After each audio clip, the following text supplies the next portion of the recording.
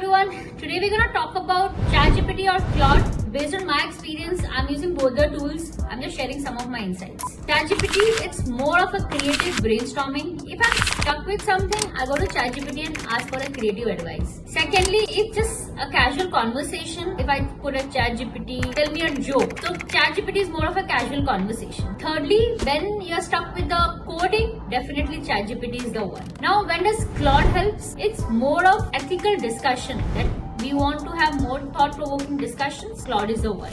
It's more of handling complex tasks. When we have PPTs or maybe any file that is very complex, we can upload the file and Claude gives us a brief and accurate data on the file that we have shared. And the third and the most important is it gives us accurate data analysis of whatever we are asking for. So just to sum it up, ChatGPT is more of creative, casual and quick task that we are looking for, and Claude is more of ethical discussions, accurate data and more complex tasks. So hope you could understand and you could use based on your requirement.